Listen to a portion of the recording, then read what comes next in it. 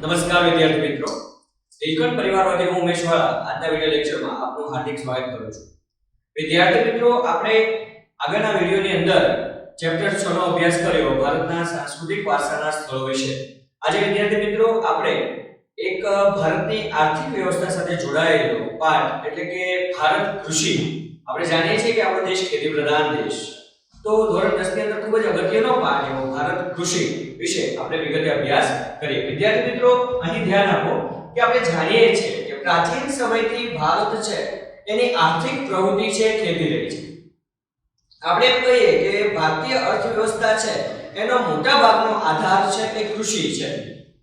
કારણ કે આપણે જાણીએ છીએ કે ભારતના લગભગ 60% જેટલા લોકો છે એ ખેતી સાથે જોડાયેલા છે અને ખેતી સાથે રહીને પ્રવૃત્તિ કરે છે.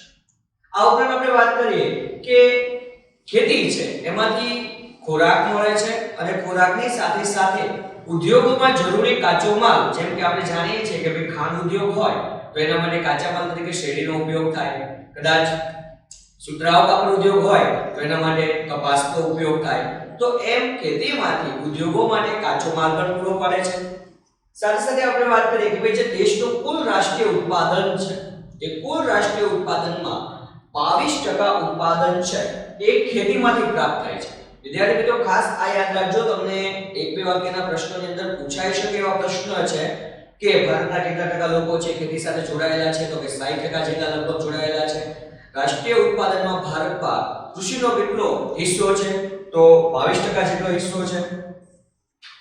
આપણે જે નિકાસ કરીએ છીએ, નિકાસ એટલે આપણે જાણીએ છીએ કે આયાત નિકાસ છે દેશનો પાયો છે આર્થિક વ્યવસ્થાનો. તો એ જે આપણે જેમ બહારથી આયાત કરીએ છીએ એમાંથી આપણે ખેત પેદાશો નિકાસ પણ કરીએ છીએ. ખેતી પાકો હોય અથવા ખેતીના ઉત્પાદનના પેદાશો હોય એની આપણે નિકાસ કરીએ છીએ. તો દેશની અંદર જે કુલ નિકાસ થાય છે એ કુલ નિકાસમાં 18% નિકાસ છે એ કૃષિ પેદાશોની થાય છે. વિદ્યાર્થી મિત્રો, આમ તો આપણે વાત કરીએ કે ભારતનો અર્થવ્યવસ્થા છે મોટા ભાગે મુખ્યત્વે ખેતી ઉપર આધારિત છે. આમ ભારત એક ખેતી પ્રધાન દેશ છે, કૃષિ પ્રધાન દેશ છે.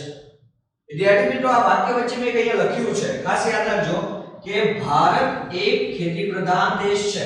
આવો પ્રશ્ન અગાઉ બોર્ડની અંદર પૂછાઈ ચૂક્યો છે, તો એનો જવાબ શું લખવો? તો વિદ્યાર્થી મિત્રો, આપણે જે ઉપરની વાત કરી કે ભારત પ્રાચીન સમયથી ખેતી પર આધારિત દેશ છે, ભારતીય અર્થવ્યવસ્થા છે કૃષિ ઉપર આધારિત છે, 60% જેટલા લોકો છે એ ખેતી સાથે જોડાયેલા છે, ખોરાક તેમજ ઉદ્યોગો માટે કાચો માલ પૂરો પાડે છે, રાષ્ટ્રીય ઉત્પાદન છે એ 22% જેટલો હિસ્સો ખેતીમાંથી પ્રાપ્ત થાય છે. આપણી જે નિકાસ છે એમાં 18% જેટલો નિકાસ છે એ ખેતીમાંથી નિકાસ કરવામાં આવે છે. તો આમ આપણી અર્થવ્યવસ્થા છે મોટા ભાગે ખેતી ઉપર આધારિત છે.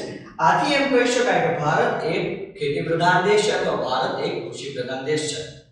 સમજાય છે કે નહીં વિદ્યાર્થી મિત્રો? આગળ વાત કરીએ, ભારત છે એની વાત કરીએ તો ભારતનું જે ભૂપૃષ્ઠ છે એ ખૂબ જ ફળદ્રુપ છે. સાથે સાથે એમ કહીએ કે 12 માસ પાક લઈ શકાય તેવી આબોહવા છે, સિંચાઈની સુવિધાઓ છે, કુશળ અને મહેનતુ ખેડૂતો છે, વગેરેના કારણે આપણે એમ કહી શકીએ કે વર્ષની અંદર 2 કે તેથી વધારે પાકો લઈ શકાય.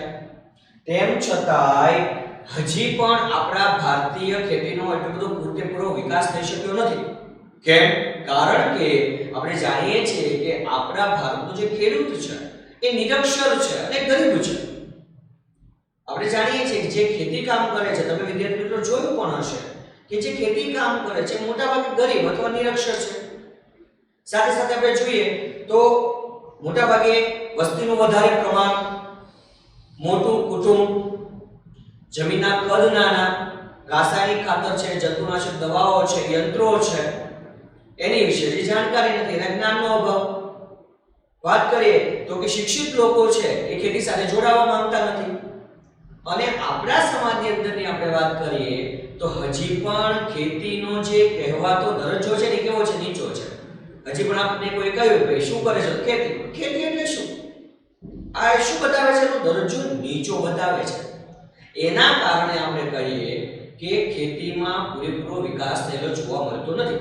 અને વિશ્વની સાથે જો સરખામણી કરીએ તો વિશ્વનું જે કુલ ઉત્પાદન છે એની સરખામણીમાં ભારતની અંદર જે ઉત્પાદન થાય છે એ ખૂબ જ ઓછું છે, ખૂબ જ એમ કહી શકાય અલ્પ કહી શકાય.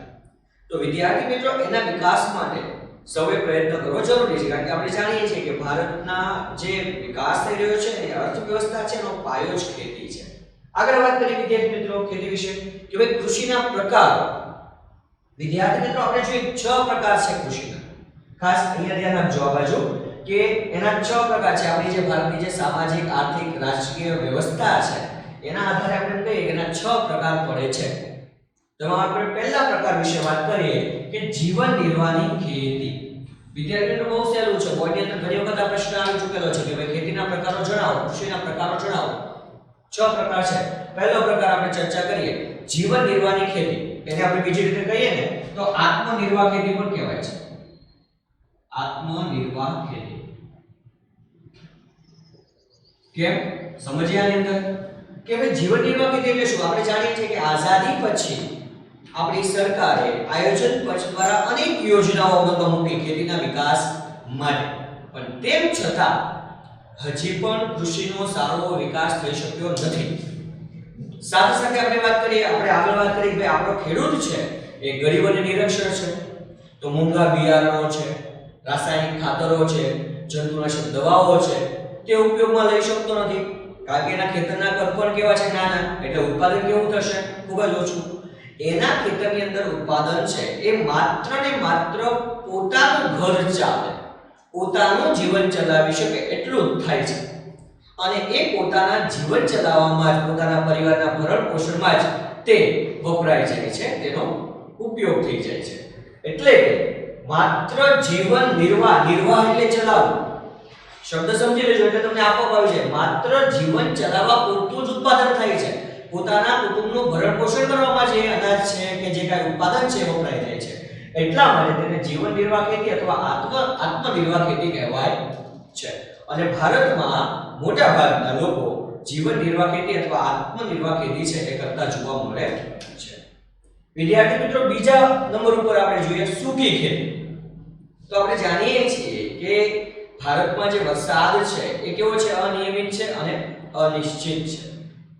વિદ્યાર્થી મિત્રો ખાસ યાદ રાખજો કે જ્યાં સિંચાઈનું પ્રમાણ ઓછું હોય, વરસાદ ઓછો પડતો હોય, ત્યાં માત્ર ભેજ આધારિત જે ખેતી થતી હોય, ભેજના આધારે જે ખેતી કરવામાં આવતી હોય એવી ખેતીને કહેવાય છે સૂકી ખેતી કહેવાય છે. આપણે જાણીએ છીએ કે ખાસ કઠોળ છે, બાજરી છે, જુવાર છે, આ બધામાં પાણીની જરૂર ઓછી પડે. એટલે મોટા ભાગે જે ખેતી થાય છે કેવી પ્રકારની ખેતી છે? સૂકી ખેતી.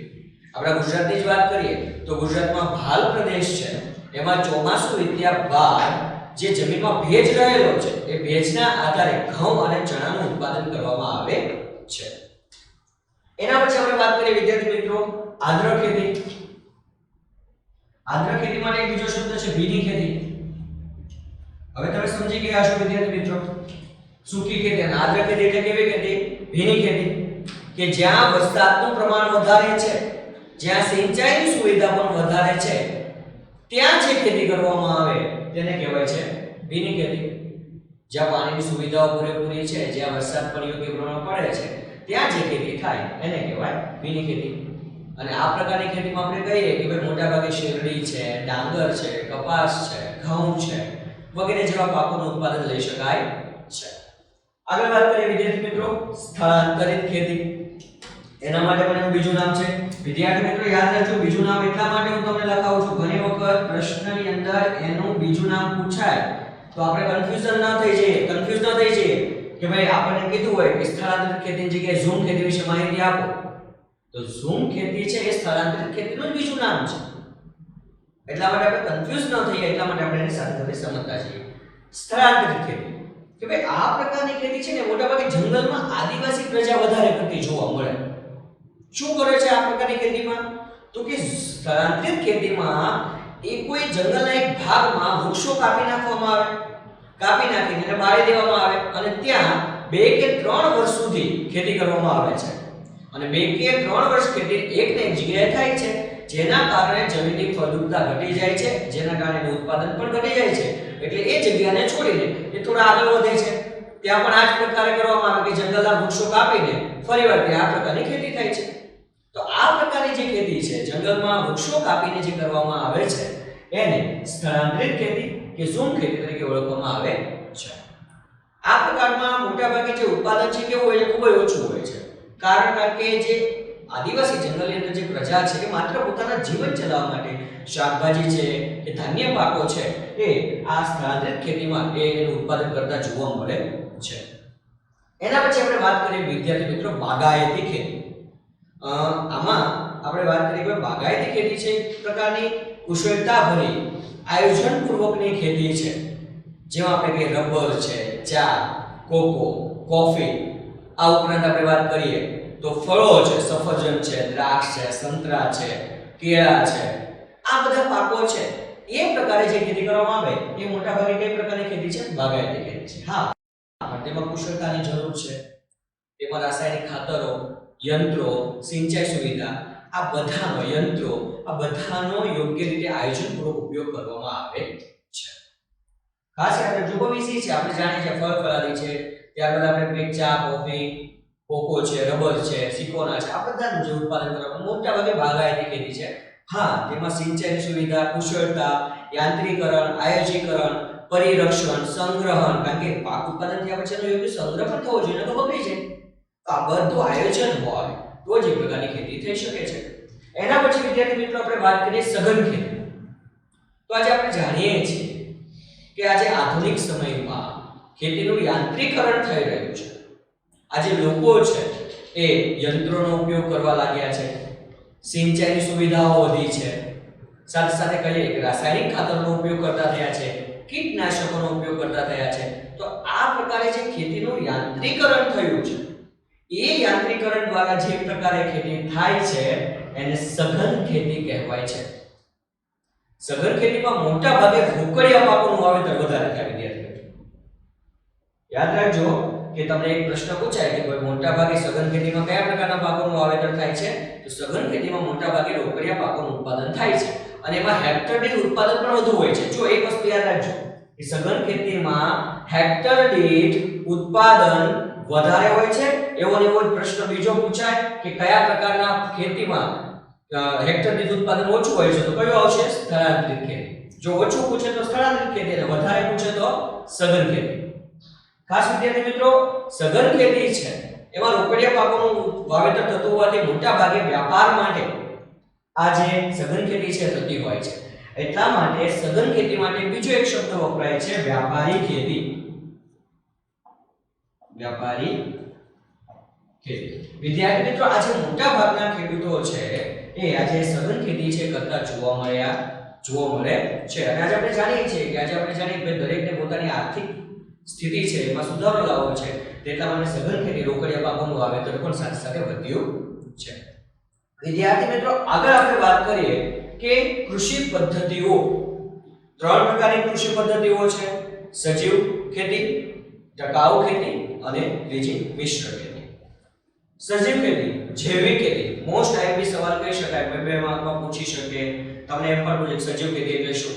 તો આજે આપણે જાણીએ છીએ કે આજે આપણી ખેતીની અંદર રાસાયણિક ખાતરો, જંતુનાશક દવાઓ છે એનો ઉપયોગ ખૂબ જ બહોળા પ્રમાણમાં થઈ રહ્યો છે અને એના કારણે એ રાસાયણિક ખાતર છે, જંતુનાશક દવાઓ છે, એના કારણે ધાન્ય પાકો છે, ફળ ફળાદીઓ છે એની અંદર પણ એ ઉતરે છે અને એની અસર વ્યક્તિના સ્વાસ્થ્ય ઉપર વધારે થતી જોવા મળે છે.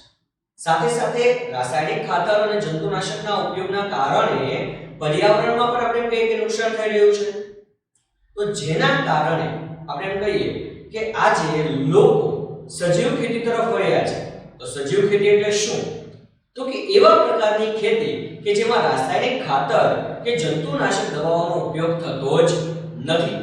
તો સાહેબ, રાસાયણિક ખાતર કે જંતુનાશક દવાઓનો ઉપયોગ ન કરીએ તો પાકનું ઉત્પાદન કેવી રીતે વધે, જમીનની ગુણવત્તા કેવી રીતે? પણ વિદ્યાર્થી મિત્રો યાદ રાખજો કે રાસાયણિક ખાતર અને જંતુનાશક દવાઓના વધારે પડતા ઉપયોગથી આજે પર્યાવરણને નુકસાન તો થાય છે પણ જમીનને નુકસાન થાય છે. કેમ? તો કે રાસાયણિક ખાતર અને જંતુનાશક દવાઓના વધારે પડતા ઉપયોગના કારણે જમીનની ગુણવત્તા અને એની ઉત્પાદન ક્ષમતા છે એ દિવસે દિવસે ઘટી રહી છે. તેના કારણે જ આજે લોકો સજીવ ખેતી તરફ વધારે આકર્ષાયા છે. સજીવ ખેતી એટલે એવું કે જેમાં રાસાયણિક ખાતર અને જંતુનાશક દવાઓનો ઉપયોગ થતો નથી. તો શેનો ઉપયોગ થાય? તો કે સજીવ ખેતીની અંદર આપણે એમ કહીએ કે છાણિયું ખાતર છે, અળસિયાનું ખાતર છે, કમ્પોસ્ટ ખાતર, પાક સંરક્ષણ માટે ગૌમૂત્ર છે, લીમડાનું દ્રાવણ છે, છાશ છે વગેરેનો ઉપયોગ થઈ રહ્યો છે. બીજું, સજીવ ખેતી દ્વારા જે પાક ઉત્પાદન થાય છે એ કેવો હોય છે? પોષણક્ષમ હોય છે. એમાં પોષણ પણ સારું એવું મળી રહે છે. સાથે સાથે સ્વાદ, મીઠાશ અને સોડમ પણ અનેરી હોય છે. એમાં વિટામિન, પ્રોટીન જેવા જે તત્વો છે એ પણ ભરપૂર માત્રામાં મળી રહે છે. તેના કારણે જ આજે મોટા ભાગના લોકો છે એ સજીવ ખેતી તરફ વળી રહ્યા છે અને તેના કારણે ખેડૂતોને એનું વળતર પણ સારું એવું મળી રહે છે. વિદ્યાર્થી મિત્રો, એના પછી આપણે વાત કરીએ ટકાઉ ખેતી, પોષણક્ષમ ખેતી. જો ટકાઉ, લાંબા સમય સુધી ટકી રહે તે, પોષણક્ષમ, પોષણ ટકી રહે તે. તો આજે આપણે જાણીએ છીએ કે દિવસે દિવસે જમીનની ગુણવત્તા છે, એની ફળદ્રુપતા ધીરે ધીરે ઘટી રહી છે. તો એને ટકાવી રાખવા માટે પાકની ફેરબદલી કરવી, જરૂર પૂરતું રાસાયણિક ખાતર અને જૈવિક નિયંત્રણ તરીકે એટલે કે જંતુનાશક દવાને બદલે જૈવિક નિયંત્રકોનો ઉપયોગ કરવો, અન્ય રાસાયણિક ખાતરોની જગ્યાએ કમ્પોસ્ટ ખાતરનો ઉપયોગ કરવો કે જેથી કરીને જમીનની ગુણવત્તા જળવાઈ રહે, જમીનની ફળદ્રુપતા જળવાઈ રહે. જો જમીનની ફળદ્રુપતા જળવાઈ રહેશે તો જ આપણે જાણીએ છીએ કે આગળ જઈને ભવિષ્યમાં એ જમીનનો વધારે ને વધારે ઉપયોગ કરી શકીએ. આપણે આગળના ધોરણમાં નાના ધોરણમાં ભણી ગયા છે જમીનની ફળદ્રુપતા જાળવવા માટે શું કરવું, તો કે પાકની ફેરબદલી કરવી, કઠોળ વર્ગના પાકો લેવા મધ્યમાં. તો આ જે બધી બાબતો છે, આ બધી પ્રક્રિયાઓ કરીને જમીનની ફળદ્રુપતાને ટકાવવાની છે અને એ જમીનની ફળદ્રુપતા ટકી રહે, એની ગુણવત્તા ટકી રહે એ પ્રકારે જે ખેતી કરવામાં આવે એને કહેવાય છે ટકાઉ ખેતી અથવા પોષણક્ષમ ખેતી. અને છેલ્લું છે, બહુ ઈઝી છે, મિશ્ર ખેતી. કે આપણે જાણીએ છીએ કે ભાઈ ખેતીની સાથે સાથે પશુપાલન, મરઘા બતકા ઉછેર કે મત્સ્ય પ્રવૃત્તિ છે, જે ખેતીની સાથે સાથે જે પ્રવૃત્તિ કરવામાં આવે છે આ પ્રકારે જે ખેતી કરવામાં આવે એને મિશ્ર ખેતી તરીકે ઓળખવામાં આવે છે. તો વિદ્યાર્થી મિત્રો, આજનો જે આપણો આ કૃષિ વિષયનો જે લેક્ચર છે આની અંદર આપણે એક બાબત ખાસ સમજવાની છે. બે પ્રશ્નો ખૂબ જ અગત્યના છે. એક કૃષિના પ્રકારો અને બીજા છે કૃષિની પદ્ધતિઓ. ઘણી વખત એક કન્ફ્યુઝન કે પદ્ધતિઓ પૂછાય તો પ્રકારો લખી નાખે ને પ્રકારો પૂછાય તો પદ્ધતિઓ લખી નાખે છે. આ થવું જોઈએ નહીં. અગાઉના ઘણા બધા પેપર ચેકિંગ વખતે અમે જોયું છે કે વિદ્યાર્થી મિત્રો આવી નાની નાની ભૂલો બહુ કરતા હોય છે. તો ખાસ તમારે યાદ રાખવાનું છે કૃષિ પ્રકારો અને પદ્ધતિ બંને જુદી જુદી છે. જો પ્રકાર પૂછાય તો જીવન નિર્વાહ ખેતી, સૂકી ખેતી, આદ્ર ખેતી યાદ ન રહે તો કઈ વાંધો નહીં, એની જગ્યાએ તમે ભીની ખેતી એવું પણ લખી શકો છો. સમજાય છે વિદ્યાર્થી મિત્રો? આદ્ર ખેતી કયો કોઈ શબ્દ થોડોક અલગ પડે એટલે આપણને યાદ નથી રહેતો, કારણ કે આપણે ગોખણ પટ્ટીમાં વધારે રસ છે. ગોખવાની જગ્યાએ આપણે આદ્ર, ભીનું સામાન્ય રીતે યાદ રાખીએ તો સમજી શકીએ. વિજ્ઞાનની અંદર પણ તમારે શબ્દ આવતો જ હશે. તો સૂકી ખેતી, ભીની ખેતી, ત્યારબાદ સ્થળાંતરિત ખેતી, ઝૂમ ખેતી પણ કહેવાય છે, બાગાયતી ખેતી, સઘન ખેતી. સઘન ખેતીમાં મોટાભાગે શેનું વાવેતર કરવામાં આવે છે? રોકડિયા પાકોનું. અને મોટા ભાગે રોકડિયા પાકોનું શું થાય છે? વ્યાપાર થાય છે. તેને કઈ ખેતી પણ કહેવાય છે? વ્યાપારી ખેતી પણ કહેવાય છે. ફરી એકવાર અહીંયા નજર નાખી દઈએ વિદ્યાર્થી મિત્રો. કૃષિ પદ્ધતિઓમાં સજીવ ખેતી એટલે આ પ્રશ્ન બે રીતે પૂછાય. સજીવ ખેતી એટલે શું અને જૈવિક ખેતી એટલે શું? સજીવનો અર્થ પણ તમે જાણો છો, જૈવિકનો અર્થ પણ તમે જાણો છો. બંનેના અર્થ એક જ થાય. બરાબર છે? તો ખાસ જૈવિક એટલે કેવી તો કે રાસાયણિક ખાતર અને જંતુનાશક દવાઓનો ઉપયોગ કરવો નહીં અને તેના બદલે શેનો ઉપયોગ કરવો તો કે છાણિયું ખાતર છે, કમ્પોસ્ટ ખાતર છે, અળસિયાનું ખાતર છે, જંતુનાશક તરીકે ગૌમૂત્ર છે, લીમડાનું દ્રાવણ છે, છાશ છે, એનો ઉપયોગ કરવો. અને આજે એમાં વિટામિન છે, પ્રોટીન છે, એનું પ્રમાણ પણ વધારે જોવા મળે છે. અને રાસાયણિક ખાતર દ્વારા ઉત્પન્ન થયેલા પાકો કરતા સજીવ ખેતી દ્વારા ઉત્પન્ન થયેલા પાકોનો સ્વાદ, સોડમ અને મીઠાશ પણ અનેરી હોય છે. ત્યારબાદ ટકાઉ ખેતી કે ભાઈ જમીનની ફળદ્રુપતા અને ગુણવત્તા જળવાઈ રહે એટલે પાકની ફેરબદલી કરવી, જરૂરિયાત પૂરતો રાસાયણિક ખાતરનો ઉપયોગ કરવો, કીટનાશક તરીકે જૈવિક નિયંત્રકનો ઉપયોગ કરવો અને જમીનની ફળદ્રુપતા જળવાઈ રહે અને ટકી રહે તે પ્રકારે જે ખેતી થાય છે તેને ટકાઉ ખેતી કહેવાય છે. મિશ્ર ખેતી એટલે ખેતીની સાથે સાથે મરઘા બતકા ઉછેર છે, મત્સ્ય પ્રવૃત્તિ છે, પશુપાલન છે વગેરે જે બધી જ બેને મિશ્ર કરીને બંનેને સાથે રાખીને જે ખેતી કરવામાં આવે એને આપણે મિશ્ર ખેતી કહીએ છીએ. તો વિદ્યાર્થી મિત્રો, આજના વિડિયો લેક્ચરની અંદર આપણે કૃષિ વિશે વિગતે અભ્યાસ કર્યો. આના પછીના લેક્ચરની અંદર આ પાઠની અંદર જે આપણા ભારતીય કૃષિ છે એના જે ધાન્ય પાકો છે એના કઠોળ વર્ગના પાકો છે, એના રોકડિયા પાકો છે, તેલીબિયા છે, એના વિશે વિગતે અભ્યાસ આના પછીના લેક્ચરની અંદર આપણે કરવાના છીએ. તો ખાસ વિદ્યાર્થી મિત્રો અમારી સાથે જોડાયેલા રહો, તમે પણ જ્ઞાન મેળવો અને અન્ય સુધી પણ આ આપણા વિડિયો લેક્ચર છે પહોંચી શકે તે માટે એને લાઈક કરો અને બીજા વિદ્યાર્થી સાથે શેર કરો અને સતત અમારા નવા અપડેટ મળતા રહે તે માટે આપણી ચેનલ લીલકંઠ વિદ્યાપીઠ તળાજાને સબસ્ક્રાઇબ કરતા રહો. ધન્યવાદ.